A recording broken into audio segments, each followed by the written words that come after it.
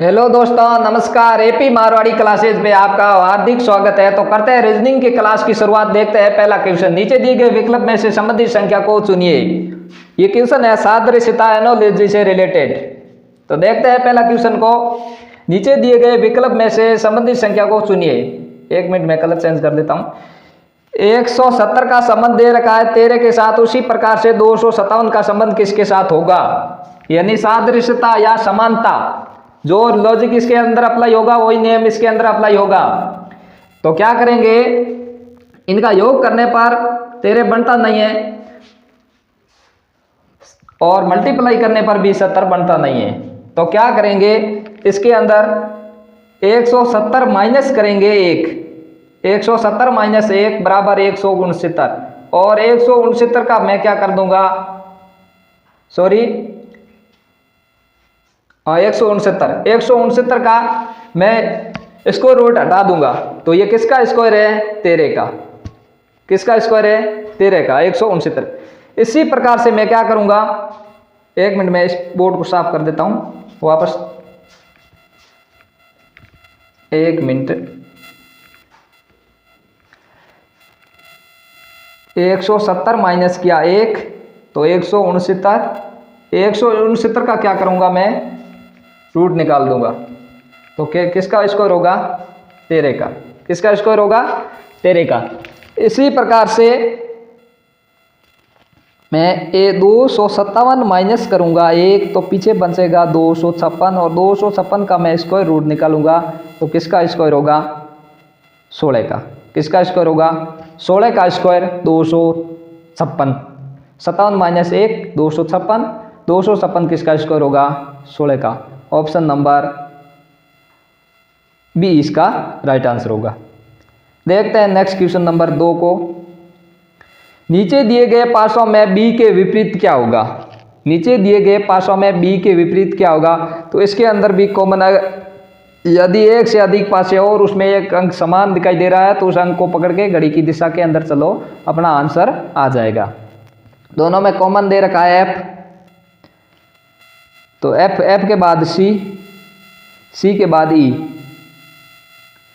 इसमें एफ के बाद दे रखा है बी, और बी के बाद दे रखा है डी। पूछा किसका है? बी का। बी के विपरीत क्या होगा? सी, और सी के विपरीत क्या होगा? बी। पूछा किसका है? बी का। ऑप्शन नंबर सी हमारा राइट आंसर होगा। बी के विपरीत क्या होगा? सी। और एफ सी और ई, एफ बी और डी। पूछा बी का, बी के विपरीत होगा सी। देखते हैं नेक्स्ट क्वेश्चन नंबर 3 को। रेलवे स्टेशन स्कूल के पूर्व में है, जबकि मेरा घर स्कूल के दक्षिण में है। बाजार रेलवे स्टेशन के उत्तर में है, तो बाजार मेरे घर से किस दिशा में होगा? ये क्वेश्चन है दिशा परीक्षण से रिलेटेड। तो क्या रेलवे स्टेशन स्कूल के पूर्व में है, तो मैं यहाँ ले लेता हूँ स्कूल, यहाँ मैं स्कूल ले लेता हूँ, यहाँ ले लेता हूँ मैं रेलवे स्टेशन।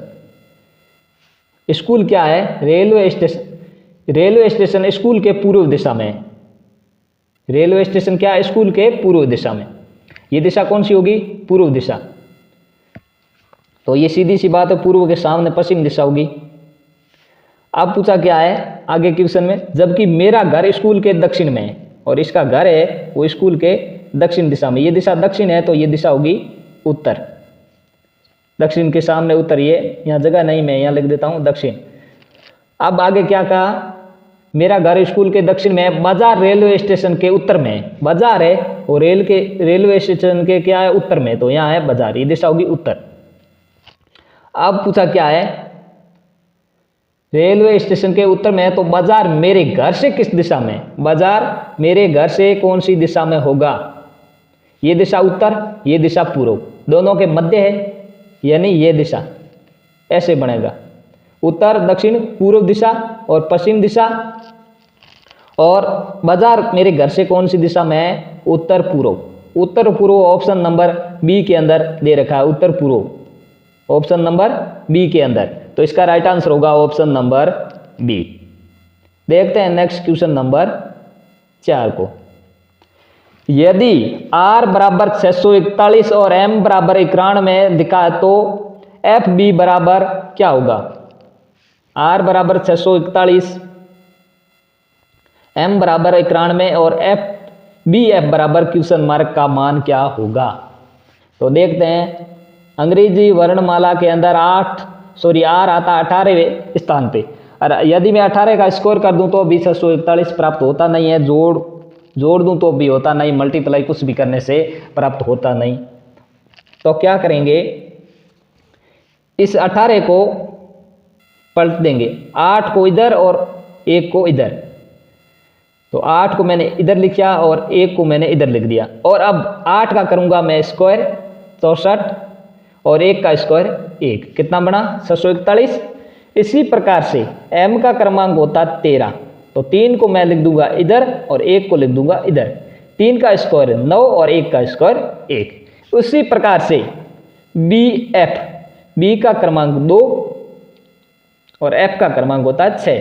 अब मैं क्या करूंगा, 6 को इधर लिख दूं और 2 को इधर लिखूं। अब क्या करूंगा, 6 का स्क्वायर 36, 2 का स्क्वायर 4, 364 कौन से ऑप्शन में? 364 ऑप्शन नंबर डी के अंदर दे रखा है। ऑप्शन नंबर डी के अंदर हमारा राइट आंसर क्या होगा? Option number D. देखते हैं नेक्स्ट क्वेश्चन नंबर 5 को। क्वेश्चन नंबर 5 वैन आरेख से रिलेटेड क्वेश्चन है, सोना चांदी आभूषण, सोना चांदी और आभूषण। तो इसको ध्यान से देखें कि मैं सर्वप्रथम आभूषण का डायग्राम बना देता हूं, उसके बाद क्या करूंगा कि सभी आभूषण सोने के नहीं बने हुए, सभी आभूषण क्या है? सोने के नहीं बने, और सभी आभूषण भी सोने से और भी आइटम बन सकते हैं, सिक्के बन सकते हैं, और भी आइटम बन सकते हैं। ऐसा नहीं है कि केवल सोने से आभूषण ही बनते। तो मैं क्या करूंगा, कुछ आभूषण क्या बनते हैं? सोने से, और कुछ आभूषण चांदी के भी बनते हैं।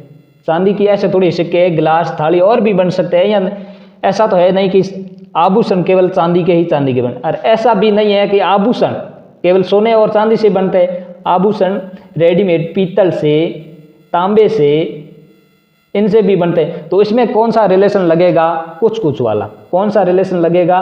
कुछ आभूषण, ये डायग्राम आभूषण का, ये चांदी का और ये सोने का, तो इसमें कुछ वाला रिलेशन लगेगा। हमारा राइट आंसर होगा option number A, option number A. देखते हैं नेक्स्ट क्वेश्चन नंबर 6 को। एक पंक्ति में 39 कलम है, लाल कलम बाईं छोर से 9वें स्थान पर तथा हरी बाएं छोर से 21वीं है। लाल तथा हरी कलम के मध्य कितनी कलम है? तो दोनों ही एक बाएं छोर से दे रखा, ये है बाएं से 9वें स्थान पर और हरी कलम है बाएं से 21वें स्थान पर। इन दोनों के मध्य का कितनी कलम है वो ज्ञात करनी। तो क्या करेंगे, इन दोनों का एक स्थान तो सेम काउंट हो रहा है, 9 में भी एक सेम काउंट हुआ और 21 में भी ये एक स्थान सेम, क्योंकि दिशा सेम है। तो क्या करेंगे, 21 माइनस करेंगे 9, माइनस करेंगे 1, क्योंकि ये स्थान सेम काउंट हो गया दोनों के अंदर। 21 माइनस करेंगे 9, तो कितना बचा 12 माइनस करेंगे 1, तो कितना हुआ 11। ऑप्शन नंबर ए हमारा राइट आंसर होगा, ऑप्शन नंबर ए। इस छोर से लाल कलम 9वें स्थान पर और इस बाएं छोर से ही हरी कलम 21वें स्थान पर है। तो इन दोनों के मध्य ज्ञात करना है। तो 21 माइनस 9 घटा देंगे, 20 के है वो काउंट हो जाएंगे, और एक स्थान ही दोनों में ही काउंट हो रहा है, यानी यहाँ से ये 21वां और यहाँ से ये 9वां, तो ये इस एक दोनों के अंदर कॉमन है, तो इसको भी घटा देंगे, तो बीच में कितने हो गए 11। ऑप्शन नंबर ए हमारा राइट आंसर होगा। Next question number 7। किसी सांकेतिक भाषा में बुक को 16 लिखा जाता है, तो उसी भाषा में कॉपी को क्या लिखा जाएगा? यहाँ लिख देता हूं मैं बुक। बी का क्रमांक 2, ओ का क्रमांक होता है 15, इस ओ का क्रमांक 15, के का क्रमांक 11। तो इनका क्या करेंगे, एक बार मैं इन एक को समझा देता हूँ वापस, क्योंकि जगह की वजह से क्वेश्चन को समझने में। बी, ओ और के। बी का क्रमांक 2, ओ का 15 और के का 11। इन दो को इन 1 और 5 को जोड़ देंगे तो कितना बना 6, इन 1 और 5 को जोड़ देंगे कितना बना 6, इन 1 और 1 को जोड़ देंगे कितना बना 2, कितना बना 2। अब क्या करेंगे 2 प्लस 6 प्लस 5 और 1 6 प्लस 2, इन सब का क्या किया योग, योग कितना बना 6 और 2, 6 और 2 8, और ये भी 6 और 2 8, और 8 और 8 कितना हुआ 16। बुक बराबर कितना दे रखा है 16। इसी प्रकार से कॉपी दे रखा है, इनका भी आंसर इसी प्रकार से निकालेंगे। पहले इसका क्रमांक, वापस क्रमांक का डबल लेटर यानी डबल अक्षर आ गया, उसको किया योग, और वापस उनका योग करने पर कितना प्राप्त हुआ 16। तो देखते हैं कॉपी का क्रमांक क्या होगा। मैं 1 मिनट इसको साफ कर देता हूँ, वापस इस क्वेश्चन को भी सॉल्व करके दिखा देता हूँ। कॉपी, क्योंकि जगह की वजह से छोटा दिखाई दे रहा है। सी का क्रमांक 3, ओ का क्रमांक 15, पी का क्रमांक 16 और वाई का क्रमांक होता 25। इन 3 का 3, 1 और 5 6 बनेगा, 6 और 1 कितना बनेगा 7, और 2 और 5 कितना बनेगा 7। अब इनका क्या कर देंगे योग, 3 के बाद 5 और 1 6 प्लस करेंगे 7, 6 और 1 कितना हुआ 7, 7 प्लस करेंगे 5 और 2 7, 7 7 कितना हुआ 14, 14 6 20, 20 और 3 23, 23 ऑप्शन नंबर बी के अंदर दे रखा है। 3 7 और 7 14 प्लस 6 20, 3 23, ऑप्शन नंबर बी हमारा राइट आंसर होगा। ऑप्शन नंबर बी के अंदर दे रखा है 23। देखते हैं नेक्स्ट क्वेश्चन नंबर 8 को। क्वेश्चन नंबर 8, किसी घड़ी में 3:35 हो रहे हैं, यदि उसमें दर्पण में देखेंगे तो कितने समय प्रतीत होगा। दर्पण प्रतिबिंब से रिलेटेड घड़ी का क्वेश्चन है।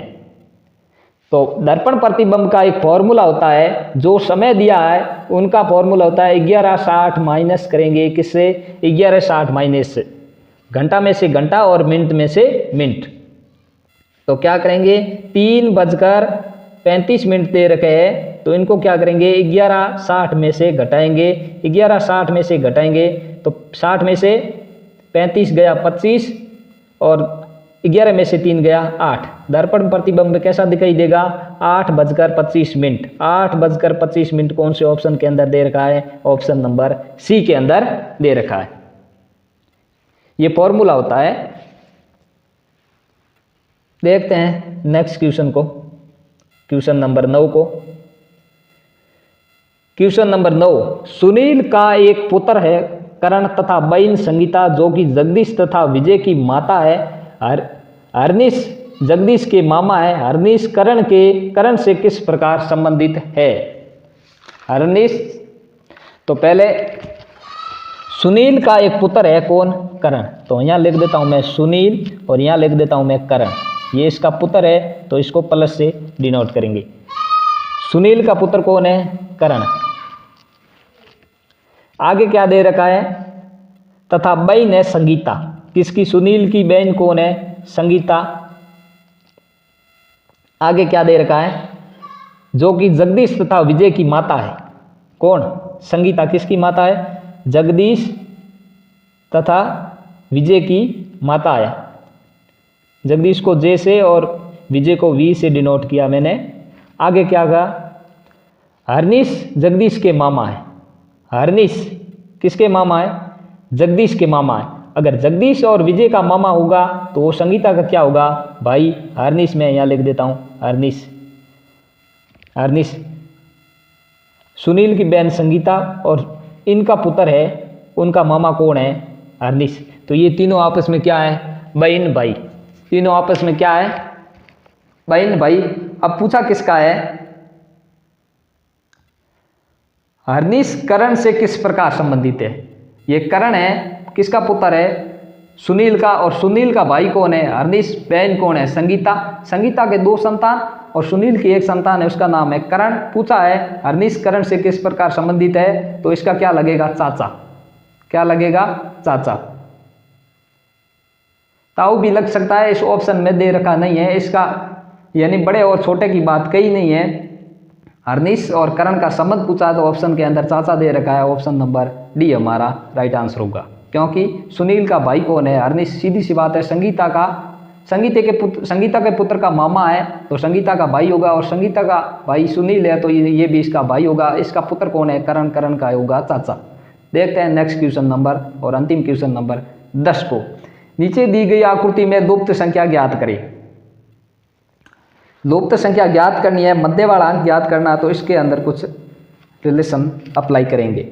या तो ऐसे सोल्व करें या फिर ऐसे सोल्व करें। तो इनको जोड़ने पर तो ऐसा कोई लॉजिक है नहीं कि ये अप्लाई हो जाए, और मल्टीप्लाई करने पर भी लॉजिक लगे अप्लाई हो नहीं रहा है। तो इसको क्या करेंगे, मैं 72 को डिवाइड कर दूंगा मैं किससे? 6 से। तो कितनी बार भाग जाएगा? 12। और 12 को मैं यदि 2 से डिवाइड कर दूँ, मल्टीप्लाई कर दूँ, तो कितना प्राप्त होगा? 24। 13 का 24। इसी प्रकार से मैं छिन्नू को इस 12 से क्या कर दूंगा? डिवाइड। भाग कितनी बार जाएगा? 8 बार। और 8 को मैं 2 से मल्टीप्लाई कर दूँ तो कितना प्राप्त होगा? 16। ये दे रखा 16। इसी प्रकार से क्या करेंगे, इस अंक का 18 का किसके अंदर भाग लगा देंगे? 108 के अंदर। किसके अंदर भाग लगा देंगे? 108 के अंदर। 108 के अंदर मैं भाग लगा देता हूँ। 18 का भाग कितनी बार जाएगा? 6 बार। 18 का 108, और इस 6 को मैं कर दूँ क्या? 2 से मल्टीप्लाई, तो हमारा राइट आंसर क्या होगा? 12। इस क्वेश्चन के स्थान पर क्या भरा जाएगा? 12। Option number B right answer होगा। यदि मैं 72 के अंदर 24 का भाग लगा दूँ तो कितनी बार जाएगा? 3 बार। और 3 को 2 से मल्टीप्लाई करूँगा तो क्या प्राप्त होगा? 6। यदि मैं सिंधु के अंदर 16 का भाग लगा दूंगा, भाग जाएगा 6 बार। 6 को 2 से मल्टीप्लाई करूंगा तो क्या? 12। तो लेकिन इस क्वेश्चन मार्क के स्थान पर प्राप्त करने के लिए वापस 18 का भाग लगाना पड़ेगा, और 18 का भाग लगाने पर 6 बार जाएगा, वापस 2 से मल्टीप्लाई करूंगा तो भी आंसर हमारा 12 ही प्राप्त होगा। तो दोस्तों इस वीडियो को कर दीजिए ज़्यादा से ज़्यादा शेयर और सब्सक्राइब, ताकि मैं इसी प्रकार से रीजनिंग और मैथ के वीडियो आप तक प्रोवाइड करवाता रहूँ।